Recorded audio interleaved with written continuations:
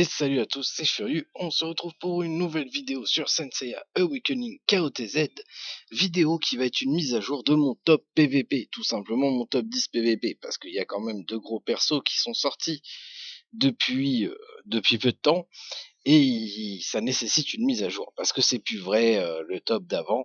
Donc je vais vous refaire mon top PVP actuel avec les sorties qui sont passées.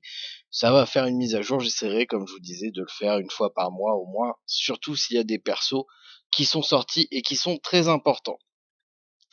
Et justement, on va changer le top 1 PVP pour Shaka Arayashiki. Shaka Arayashiki pour moi actuellement est le top 1 en PVP. Étant donné en plus que Shion n'est pas là, le seul counter one shot possible c'est Aiolos. Et ça coûte cher Aiolos. Tour 1 ça coûte cher. Tandis qu'un Shion tour 1 ça peut facilement one shot un Shaka Arayashiki bien joué. Donc voilà, pour moi actuellement Shaka Arayashiki mérite son top 1 PVP, surtout que ses runes sont sorties, aussi bien le rosaire que le colibri. Donc si vous l'avez, eh ben vous êtes tranquille. En ce qui concerne ses skills, dans l'ordre de pour le monter, pour moi, je monte en priorité la suprématie des mauvais esprits et Akala en même temps, avec toujours en premier la suprématie des mauvais esprits, après Akala. Suprématie des mauvais esprits, Akala. La flaque de sang ne vous servira que pour le Shrine Elite. Globalement, il vous servira pas autrement. Sauf si vous le jouez avec Felina, ça vous permet tour 1 de mettre une flaque sur un gros DPS mono-cible. Mais à part de ça, ça vous servira pas des masses.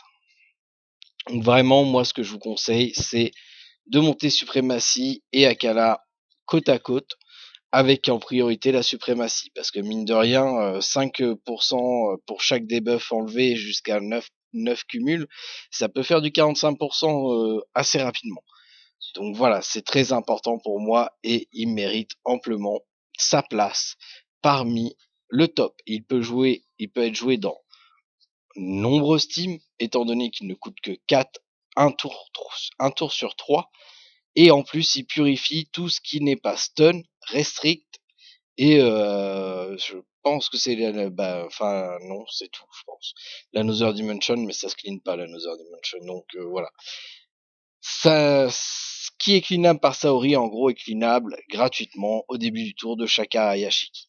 Il va clean tous les debuffs et tous les CC autres que stun et restrict sur un perso, celui qui en a le plus.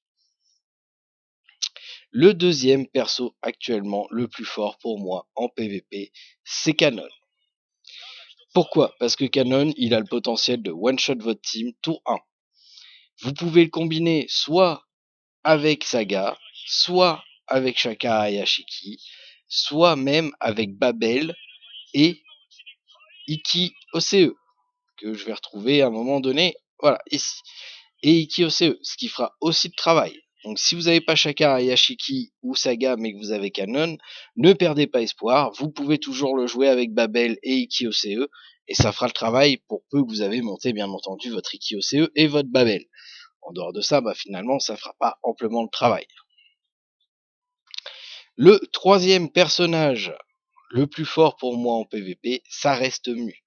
Parce que Mu contre Shaka Hayashiki, c'est très fort. Contre Saga, c'est très fort. Contre Iki OCE, c'est très fort. Contre tous les AOE, finalement, c'est très fort. Contre Aphrodite, c'est très fort. C'est un perso qui reste viable et qui va rester viable longtemps sur la durée. Alors, j'ai oublié, au niveau des skills de Canon, pour moi, bien entendu, le skill à monter, c'est le triangle d'or. Les autres sont un peu inutiles tant qu'à moi. Pour Mu, pour moi, encore une fois, tout ce que je vous dis là, c'est pour moi et pas pour quelqu'un d'autre. Vous allez peut-être avoir un autre avis que moi, et très bien, si vous arrivez à faire votre avis vous-même, tant mieux. Pour moi, c'est le mur de cristal qu'il faut monter en premier, suivi de mort d'une étoile. Donc vous montez mur de cristal, mort d'une étoile, mur de cristal, mort d'une étoile. Vous faites du switch comme ça, comme pour Shaka Hayashiki, et ça va augmenter les dégâts et la résistance de votre mu. Si vous voulez jouer vraiment qui donne plus de résistance à vos autres persos, le shield, montez que le shield augmentera à la fois les dégâts de votre mort d'une étoile et la résistance de votre personnage sur lequel vous avez mis un shield.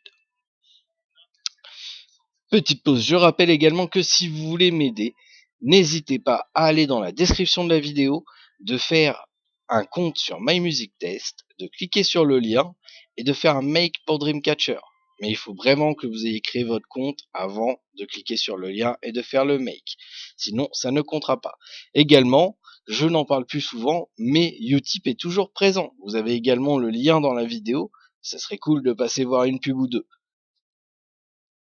Au niveau du quatrième perso en PVP, pour moi, le plus fort. Bah, je vais, ouais. Peut-être, alors là, je sais que je vais créer le débat, mais pour moi, c'est Moses. Parce que le fait que Shaka Hayashiki soit là ne change rien en fait que Moses soit toujours présente. Les knowing et les antistiques ne sont toujours pas sortis, donc Moses est toujours un des plus forts CC actuellement sur le jeu. Voilà, donc il n'y a pas de Witcher de sens, il n'y a pas de knowing, il n'y a pas d'antistique, donc Moses est toujours super puissant actuellement en PvP. Forcément, au niveau de ses skills, on va aller privilégier la baleine géante pour augmenter les chances de stun. Oups. Le cinquième personnage, pour moi, c'est le Grand Pop. Le Grand Pop a le potentiel de cesser toute une team. Ce n'est pas cleanable par Shaka Hayashiki ou par Saori. Ce n'est pas cleanable par du Staturez, par rien. Ça va vraiment avoir une probabilité selon votre niveau d'Another Dimension.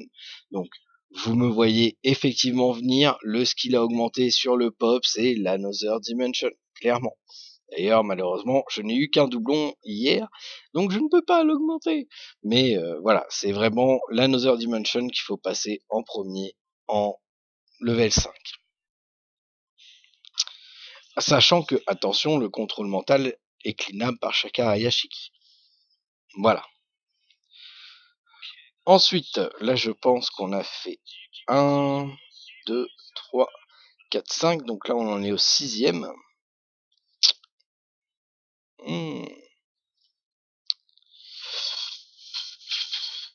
Je réfléchis parce que il y a certains persos du coup qui ont disparu totalement. Enfin, pas disparu, mais qui sont beaucoup moins forts. Ouais, je pense que Marine a sa place là en 6ème position. Pourquoi? Parce qu'on est sur une méta AOE, donc ça fait du dégât, mais Marine va quand même pouvoir réduire ces dégâts-là. Donc Marine a sa place en 6ème place. Encore une fois, le skill à monter, c'est bien entendu la technique de l'aigle divin pour pouvoir faire le maximum de heal possible. En 7ème position, ça va être Luna. Pourquoi Luna? Parce que là on est sur une méta Shaka Hayashiki, sur une méta canon, donc le double tour est très important. Attention à bien prendre en compte le fait que s'il y a une rune légendaire qui débuffe ou qui fait un malus, ça enlève le 2e tour. Mais là, encore une fois, les gens vont avoir tendance à arrêter de jouer ce type de rune là parce que ça va renforcer les Shaka Hayashiki en face. Du coup, la Luna a tout à fait sa place dans ce top 10 de PVP selon moi, et c'est un perso que je joue excessivement souvent, parce que même si je veux pas jouer canon et faire double kiki pour faire mon combo tour 1, ça va me permettre de faire 2 CC ou 2 murs ou peu importe, bref, ça donne 2 tours, et comme il y a de moins en moins de runes légendaires qui vont enlever le 2e tour de Luna, maintenant elle est devenue très puissante. Le 8ème personnage pour moi le plus utile, c'est June. D'ailleurs, qui a perdu sa rune légendaire que je vais lui remettre. Pourquoi June? Eh bien, simplement parce que de toute façon, June va empêcher les dégâts mono-cibles. Donc, si vous croisez quand même des Doko, des Yo ou des choses du genre qui apparaissent encore, eh bien, du coup, vous aurez la June pour empêcher de vous faire one-shot. Et en plus, si vous jouez Mu avec June, ça va vous permettre de toucher quand même les shields.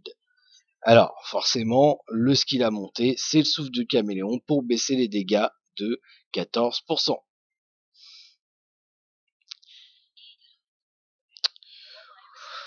Au niveau du 8ème personnage. Au niveau du 8ème personnage, pour moi, c'est Saga. Saga commence à être de plus en plus présent de par la team Canon, mais même encore sans la team Canon, un Saga avec des skins montés, ça fait mal. Ça fait mal. Comment monter votre Saga? Une nouvelle fois, explosion galactique en priorité, et je monte l'écrasement mental en même temps, parce que la pénétration de défense cosmique, c'est très fort. Surtout que là, les gens vont avoir tendance à sortir leur floraison et donc augmenter leur défense magique. Le fait d'avoir écrasement mental de monter, ça va pénétrer la défense magique. L'explosion galactique, bah, c'est évident parce que c'est son sort qui l'utilise le plus. Donc je monte en priorité l'explosion galactique, puis l'écrasement mental. Par exemple, là, vous voyez, il m'en faudrait 2 pour augmenter l'écrasement mental level 3 avant de passer à l'explosion galactique level 4. Voilà, moi c'est comme ça que je monte, après ça, chacun c'est à ses façons. Au niveau du 9e et avant-dernier personnage, même si Shaka Hayashiki est sorti, le fait de ne pas pouvoir contrôler son debuff ne le rend pas non plus super sûr. C'est-à-dire qu'il va aller sur le plus rapide en priorité. Donc pour moi, Saori a sa place en 9e place. Pourquoi? Eh bien tout simplement du fait de sa résistance passive. Tant que les knowing et les antistiques ne seront pas là, la résistance passive de Saori est un gros plus.